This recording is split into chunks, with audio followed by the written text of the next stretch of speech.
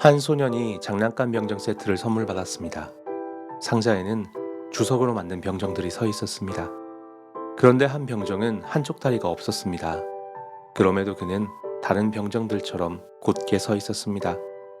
소년의 거실 탁자에는 수많은 장난감들이 펼쳐져 있었고 그 가운데에는 종이로 만든 화려한 성과 무도회장이 있었습니다.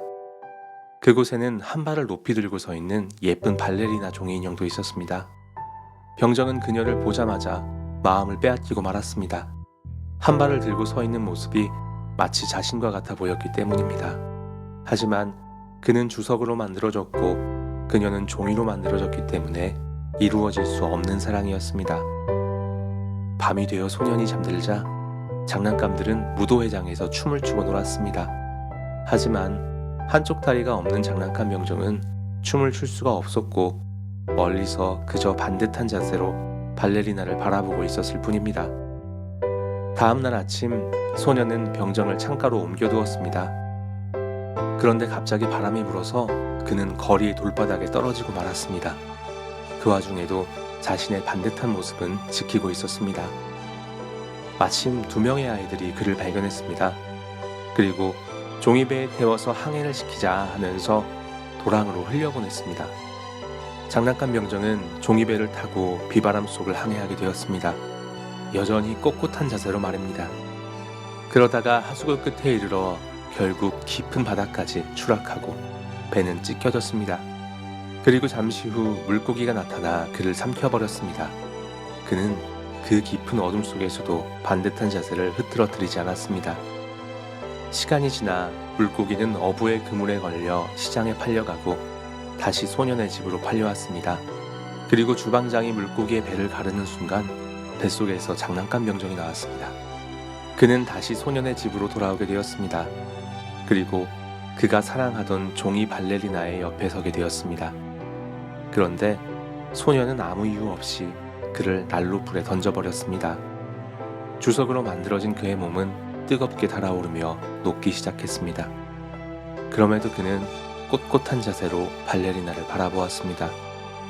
그때 마침 바람이 불어 발레리나도 불길 속으로 휩쓸려 들어오게 되었습니다. 다음날 아침 하녀가 난로에 다가갔다가 작고 단단한 주석 조각 하나를 발견합니다. 그것은 심장의 모양을 하고 있었고 그 곁에는 발레리나가 하고 있던 별빛 스팽글 장식이 함께 놓여 있었습니다.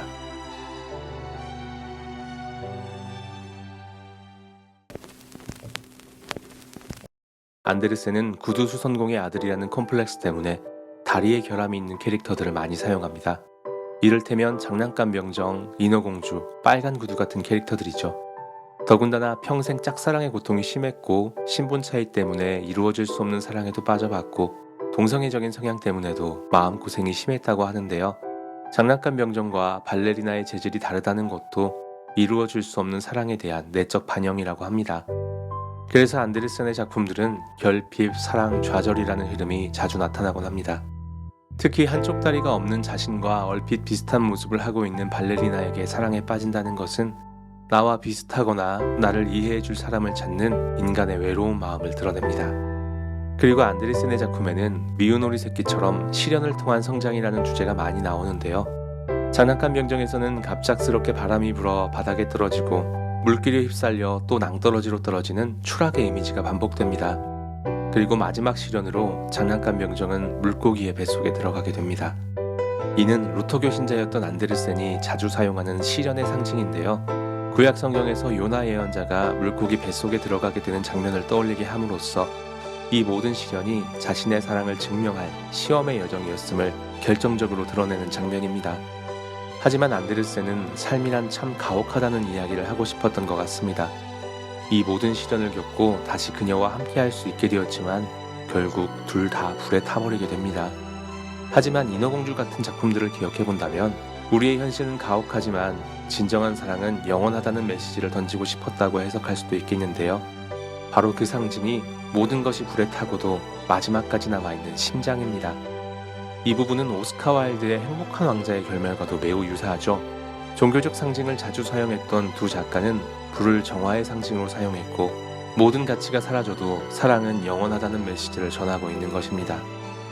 안데르센의 작품 중 가장 안데르센의 내면에 대한 직접적인 반영이 많고 교훈적인 메시지보다는 순애보적인 슬픔이 주를 이룬다고 생각하는데요. 그럼에도 불구하고 고통에 대한 삶의 해석이 있는 사람이라고 생각합니다. 특히 어떤 시련이 와도 반듯한 자세를 유지하는 모습이 그렇습니다. 누구나 자신의 콤플렉스 때문에 사랑이나 꿈을 이루고자 할 때 좌절을 겪고 인생은 가혹한 것 같지만 주눅들지 않고 올곧은 마음을 굽히지 않으며 고통의 의미를 어떻게 해석해야 할지 생각해보게 하는 작품, 장난감 병정이었습니다.